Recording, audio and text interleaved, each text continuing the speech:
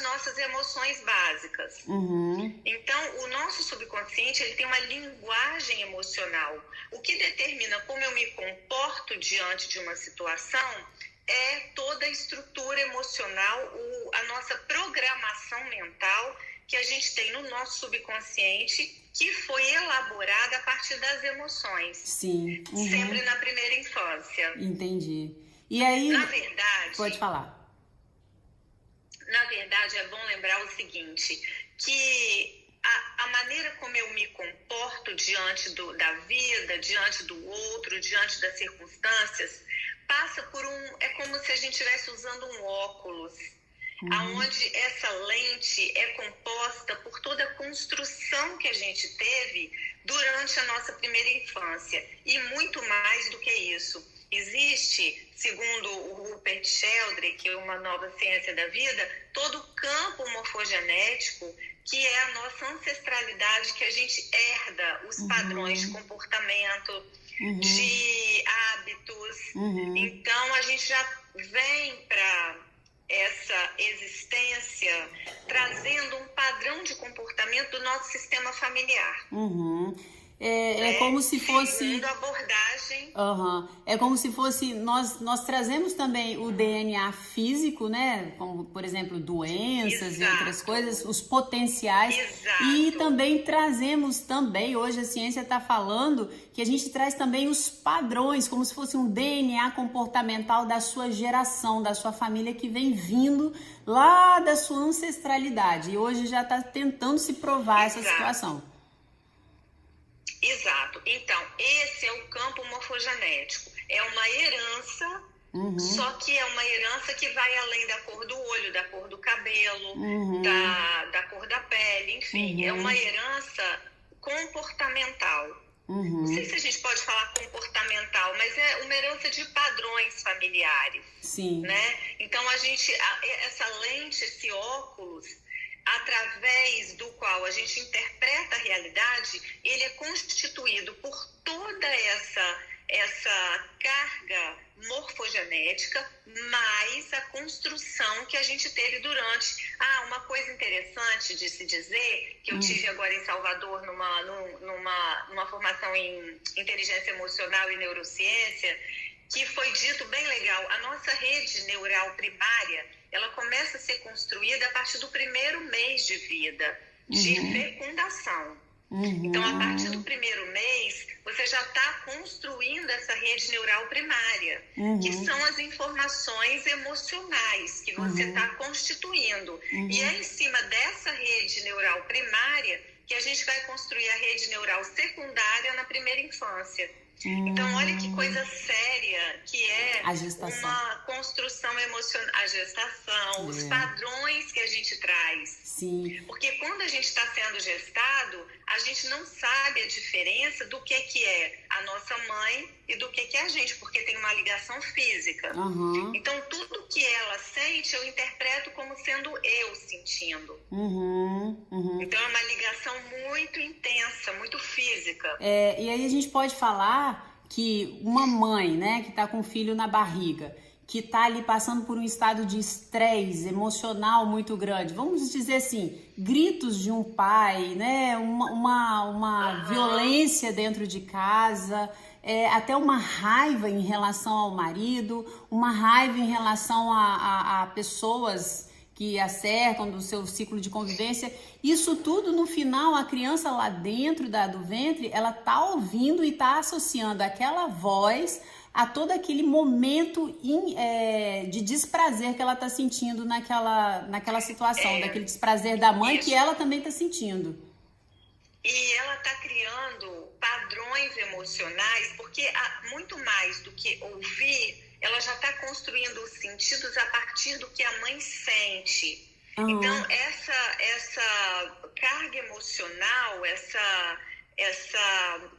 tudo isso que a mãe está passando, a criança se confunde, ela não sabe o que é dela e o que é da mãe. Então, ela interpreta que é com ela. E isso vão sendo construídos todas as sinapses, a rede neural está sendo construída. Mas ela faz associação? Ela consegue já fazer uma associação entre o mal-estar e o que está se passando, assim, porque a gente entende que ela já pode perceber sons, essas coisas todas dentro da barriga. Ela consegue fazer essas associações? Daqui a pouco ela começa a fazer. Então, os padrões, eles começam a ser constituídos desse jeito, por associação. Então, quando ela tem 1 mês de vida, um grito que ela escuta, ela já associa com aquele padrão que ela constituiu lá atrás. E com 3 meses, com 4 meses, então ela cria uma rede, um padrão de eu ouço um grito, eu sinto pavor, sinto medo. Até mesmo associar muitas vezes a voz, porque muitas vezes a gente ouve falar de crianças que tem uma raiva, tem um ódio do pai muito grande, que às vezes até é meio que inexplicável, porque talvez aquele pai e aquela mãe tiveram um atrito, mas não era uma questão de pai com filho.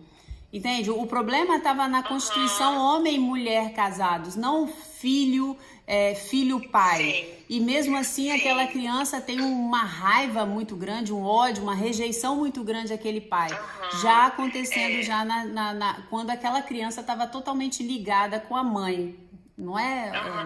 Numa visão sistêmica, a gente pode pensar no sentido de essa criança está no lugar errado, ela não está no lugar de filho, né? E ela ter ficado no meio dessa relação, e ela se vê então como um protetor da mãe e toma o lugar dessa dor. Entendi. Então é muito importante que durante a terapia, a hipnoterapia sistêmica, numa visão sistêmica, onde ela associa a constelação, é muito importante você voltar para o seu lugar. Então, se você está no lugar que não é seu, é importante devolver essas cargas, né? Sim. O filho que fica no meio da relação dos pais, ele não compreende que a relação é dos dois.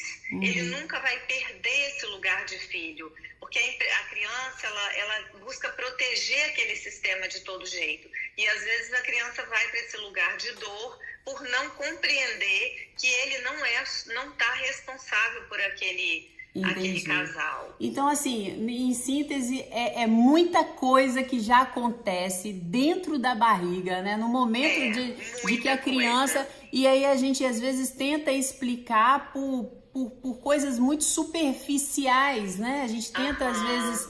mudar o nosso comportamento, entender e lançar até culpa no outro por aquilo que a gente não consegue fazer, não é, Ellen?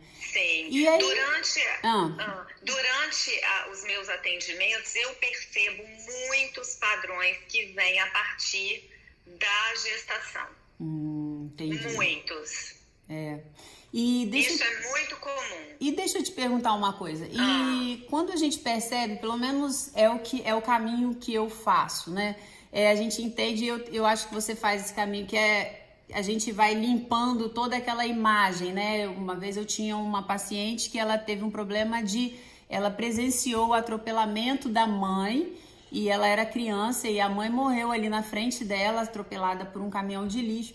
E ali ela teve um trauma, a mente dela bloqueou aquela imagem e ela teve um trauma muito grande, mas foi bloqueada, ela tinha umas crises de ansiedade absurdas, mas ela não conseguia atribuir aquilo à situação. Então, eu tive que fazer um caminho com ela de ir lá naquele lugar, limpar a imagem, limpar a casa dela toda lá. Na época, assim, aqueles padrões mentais que estavam lá para poder chegar e dar uma amenizada, porque pelo racional ela não conseguia, eu tive que fazer voltar nas imagens. Como é que é isso? Explica para as pessoas aí, Ellen. Então, o que eu vejo muito recorrente em atendimentos é que às vezes a gente pensa que para um padrão negativo ou um sintoma de pânico ou qualquer outro sintoma, precisa haver um trauma nessa força, nessa intensidade. Mas nem sempre é assim. Sim. Às vezes é uma coisa muito simples. A mãe foi na cozinha, a criança ficou sozinha no berço e sentiu pavor, pânico, e a partir daí começou já a desenvolver. Então, sempre quando, durante a terapia, a gente vai buscar esse evento causador inicial, que é como a gente chama na hipnoterapia, nem sempre é uma coisa tão grave ou tão forte como um atropelamento, como a mãe morrer na sua frente. Às vezes é uma coisa muito simples e que criou um padrão. E é aí que a gente corre risco de negligenciar o que é simples.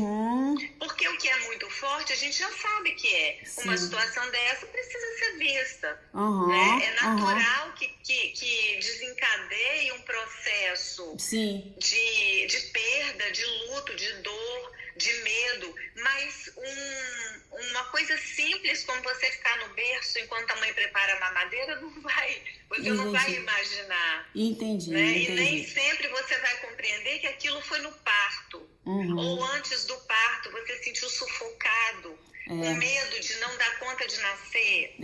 Eu já vi casos do cordão umbilical muito comum. Muito, e a pessoa ter sequelas, né, consequências pesadas em relação a isso. Isso. É muito comum o parto, conforme a gente vivencia aqui, principalmente no Ocidente, aqui nas Américas, é muito antinatural. Então, a criança passa por um processo que é mais difícil. Quer dizer, abre a barriga e tira a criança. Você é tirado. Você é arrancado, né? Não é você que quer nascer, né? Então, tudo isso a gente precisa ir compreendendo, né? E se permitindo chegar nesse ponto, para poder virar, para poder expandir nossa consciência nesse sentido. A psicologia transpessoal, ela tem uma vertente muito interessante, que é a visão da consciência, né? Quando você começa a compreender que a consciência, não a consciência, a razão, a lógica, mas uma consciência que permeia isso tudo, que está por trás disso tudo, que é o nosso potencial, né? É todo o nosso potencial. Eu vi aqui a Tânia falando, então não é aconselhado deixar o bebê chorar no berço. Você quer explicar isso aí? Porque como que funciona porque a gente nunca tem a noção de onde o trauma vai ocasionar, né? Porque a criança, ela tem uma mente completamente literal. A gente não tem esse controle, infelizmente. Mas você quer poder explicar mais um pouquinho para ela? Então, essa visão, esse entendimento de deixar a criança chorar, qual é o benefício disso? Não, mas aí eu acho que a Tânia quis falar não naquele método de deixa a criança chorar até ela dormir, né? Eu acho que deve ser um choro, alguma coisa assim mais sutil, mas não é o caso do que a gente está falando aqui, não é? Na verdade, Sabrina, tudo a gente tem que ter sensibilidade, bom senso e sentir o que está acontecendo na hora. Né? A mãe ou o cuidador daquela criança vai perceber que choro é esse. E qual o sentido de eu deixar uma criança chorar? Será que ela está chorando porque ela quer? Porque ela simplesmente quer? Qual é a necessidade que ela está tendo ali? Porque não é natural uma criança ficar chorando. Chorar é desconfortável, arde, né? Então, é preciso olhar para isso e pensar qual é a necessidade que essa criança está tendo. Está sentindo alguma dor, algum desconforto? Ou simplesmente quer aconchego? Isso. Que emoção é essa que está impulsionando esse choro? Que está fazendo sair através da lágrima? Então, na abordagem, do jeito que eu entendo, é cuidar. É pegar e cuidar. E outra coisa também... Acolher, né? Acolher esse choro. Essa falta. O choro está denunciando, o choro é um sintoma. Então, quando uma pessoa chega no meu consultório e traz um sintoma, eu vou ficar olhando para o sintoma, a pessoa está em sofrimento. Então, eu acolho isso. Traz. Deixa eu trazer. Vem cá, vamos olhar isso. Vamos acolher esse choro. É um choro, né? Todo mundo que chega numa terapia está derramando o que? Lágrimas. Mesmo que você não chore fisicamente, mas você está derramando ali sua dor, seu desconforto, seu desejo de mudar. A gente tem que ter um pouco mais de sensibilidade, partir para o outro, né? E já quando você já tem essa sensibilidade com o seu filho, você começa a ensiná-lo já a ter sensibilidade com ele mesmo, né? É um processo de aprendizado que já começa sutilmente. A forma como você o percebe é a forma como ele também vai começar a se perceber também, se entender. E isso também, a gente tem que colocar aqui também, né, pegando aí o gancho da Tânia, que a forma como as pessoas entendem, interpretam o mundo é de cada um. Aí você chega para mim e fala assim, mas Sabrina, uma criança já está interpretando o mundo, mas lembra que a gente falou que o padrão, né, de DNA, ela já vem já dos ancestrais, a criança já está ali no processo primário de aprendizado social. Em Harvard fizeram uma pesquisa e concluíram que a parte gestacional é um ambiente social já. A criança já está num ambiente social. Então, ali, a gente não sabe como que foi a vivência daquela criança, mais o DNA comportamental, e aí como ela vai interpretar Então, a gente não tem como... então uma criança que chora vai ter trauma? Não significa que todas as crianças que choram vão ter trauma. Não significa que dois irmãos passando pelo mesmo evento vão interpretar da mesma forma e vão ter os mesmos traumas. Porque lembra que a gente começou falando aqui, eu e a Ellen começou falando aqui, gente, o ser humano é um diferente do outro. E a beleza do ser humano está exatamente nisso, e o desafio está exatamente nisso, nessa complexidade e nessa situação única em que cada um é. Cada um é. Nessa muito... constituição, né, de cada um. Cada um se constitui de uma forma, a subjetividade de cada um. Então essa que é a beleza. E cada terapia é uma nova forma, né? Sim. E aí a gente lida com a sensibilidade, né? A gente conta incrivelmente com a sensibilidade. Então, Tânia, se você é a mãe, ou se você não te conheço, mas assim, olha com sensibilidade para isso, esquece as fórmulas prontas, esquece a cartilha e olha com sensibilidade para esse bebê, busca sentir da onde vem esse choro. Que choro? Esse choro é um sintoma do quê? Está denunciando o quê? Porque a construção, a linguagem de afeto dessa criança está sendo constituída aí. Sim. Então, que afeto é esse que está relacionando amor a sofrimento?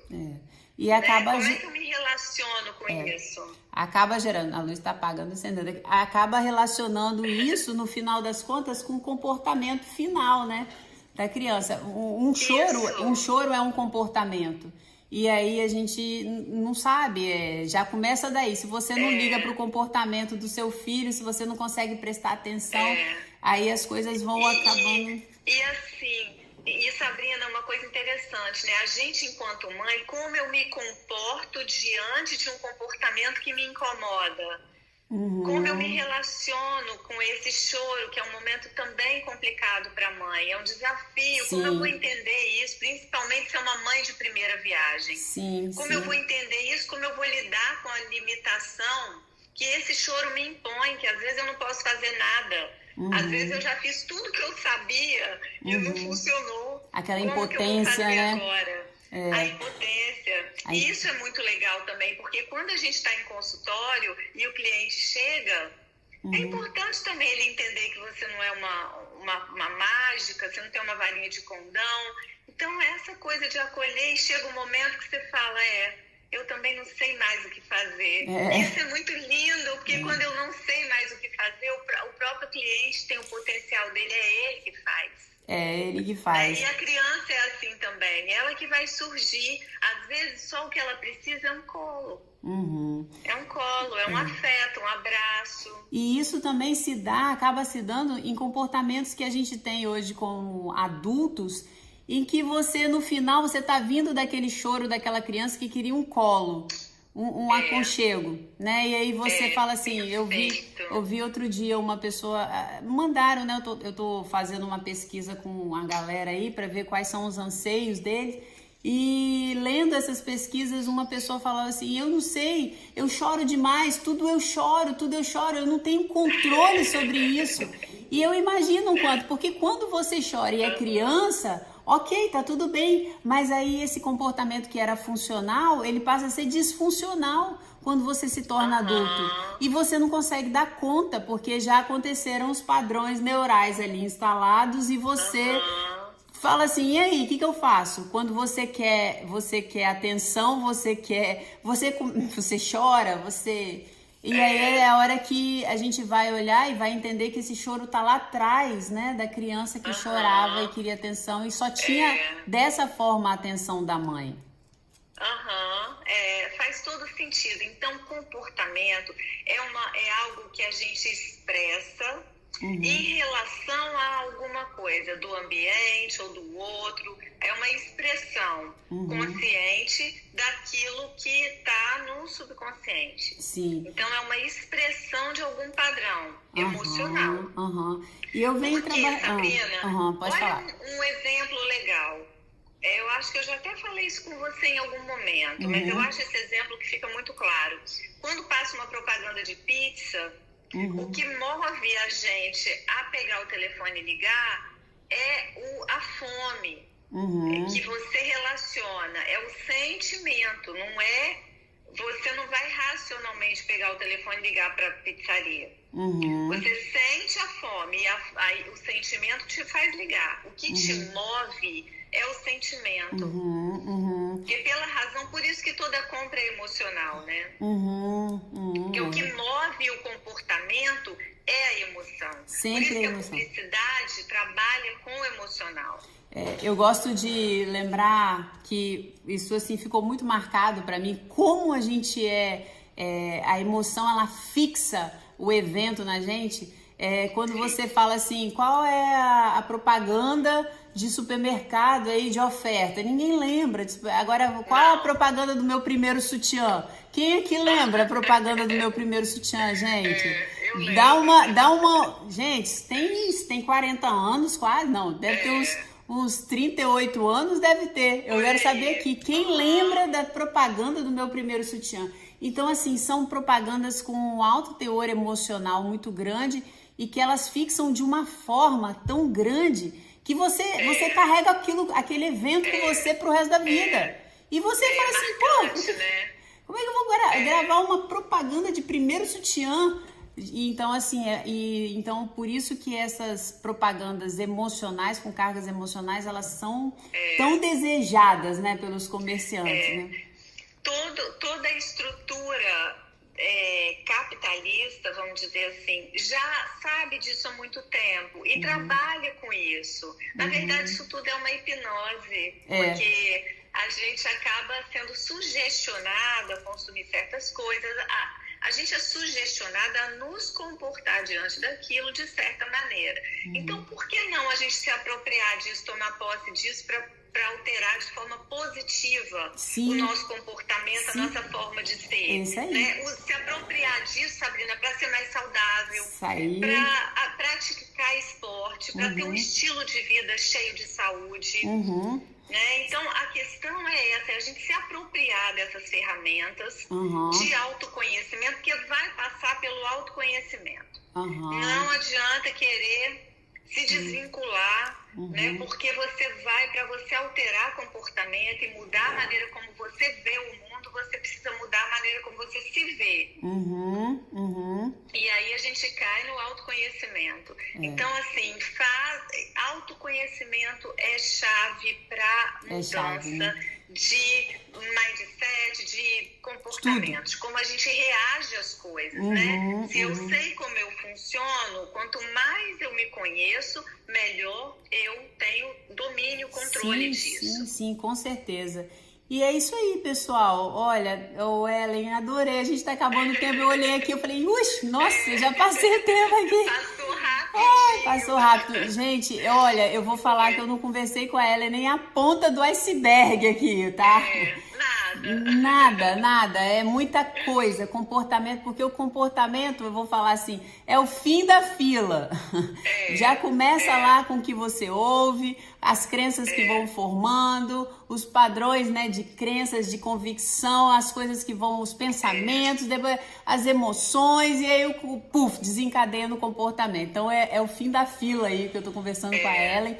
Então, assim, não foi nem 1% da complexidade e da beleza que esse assunto tem, né? Eu amo de paixão esse assunto de comportamento. Ellen, eu queria te agradecer. Gente, ó, aproveitando Ellen aqui de Vitória, quem é aqui de Vitória. Ellen, você faz atendimento online? Por enquanto, não. Porque eu tô dando um curso agora em outubro no Rio, de hipnoterapia sistêmica. Esse curso vai ser aqui em Vitória? Vai ter aqui em Vitória também, não vai, Ellen? Não, esse ano não. Ano que vem, provavelmente sim. Esse ano vai ser no Rio e talvez Goiânia. Então, eu dou workshop de auto-hipnose, mas também para esse ano não tenho data mais. Ano que vem a gente vai ter workshop de auto-hipnose. Fila da auto-hipnose.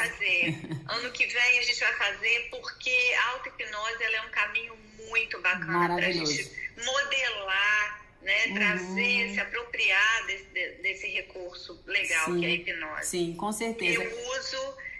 Ô Sabrina, se alguém tiver alguma pergunta direcionada para mim, pode me mandar depois que eu respondo direto para a pessoa. Aí, gente, se a pessoa quiser deixar e-mail, tá? Se quiser deixar mensagem ou para mim ou para Sabrina, manda, porque depois eu vou parar e vou responder todo mundo. É só entrar, é só você entrar aí no Instagram da Ellen, mandar um direct pra ela, né, um privado, que ela vai ter o maior prazer. Ellen é uma fofa maravilhosa, maravilhosa. Ellen, muito obrigada por você ter aceitado o meu convite aqui, trazido assim pra gente um pouco mais de esclarecimento para esse pessoal lindo aqui que tá em busca desse autoconhecimento, né, tipo assim, eu quero dar um gás aí na minha vida, eu quero dar um gás aí em mim mesmo, e aí esse pessoal tá super engajado aí para aprender.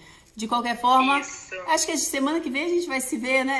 Vamos. Semana que vem a gente vai se ver e a gente conversa mais. Um beijo grande, Ellen. Fica com Deus. Vou me despedir do pessoal aqui. Beijo, tchau. Beijo, tchau, gente. Então, gente, finalizamos aí mais uma live.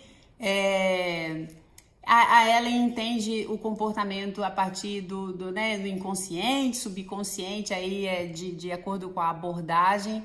Eu também acredito muito nisso, mas todo um processo que eu venho fazendo com vocês de ouvir, tudo começa pelo ouvir, que já começa pela gestação, como a Ellen falou, né? Todo o processo do externo te construindo junto com aquilo que você vem trazendo no seu DNA comportamental. E aí, a partir do momento que você começa a ser construído, aquilo ali vão construindo crenças que muitas vezes você não tem nem consciência de que aquilo ali foi construído, porque foi já um processo que aconteceu interno, na barriga da sua mãe, entendeu? Antes de você ter consciência que você era você.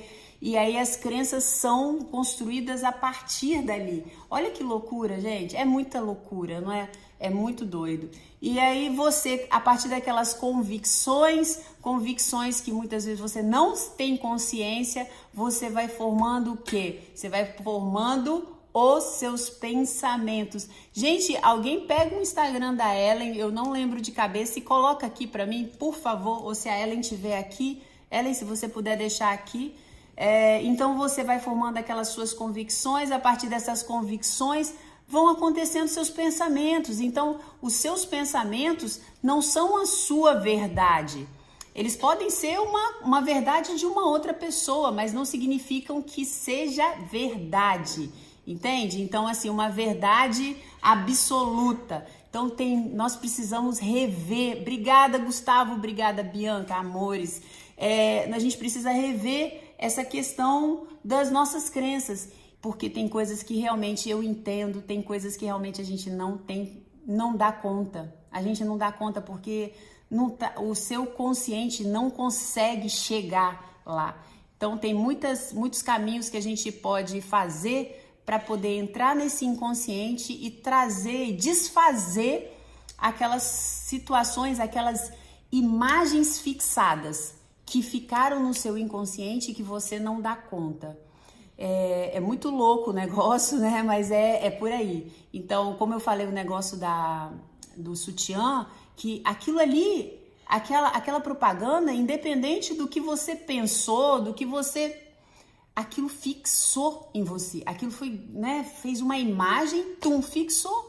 E só de eu falar o nome daquilo, aquela imagem veio e você, com certeza, você emitiu uma sensação na hora que eu trouxe isso para você. Quando eu falei assim, gente, lembra da propaganda do meu primeiro sutiã? Você resgatou aquela imagem, seu cérebro na mesma hora foi lá, pegou aquela imagem, trouxe para você e trouxe uma sensação. Se tivesse sido uma sensação ruim, viria com uma sensação ruim, não tem aquela coisa que você tem aquela lembrança, nossa, que... E tem aquela coisa que você fala, nostalgia. Então, essas imagens que estão sempre fixadas com algum sentimento, é isso aí que é dana coisa, tá bom? Um beijo grande, fica com Deus, Deus abençoe, amo vocês cada dia mais. Beijo grande!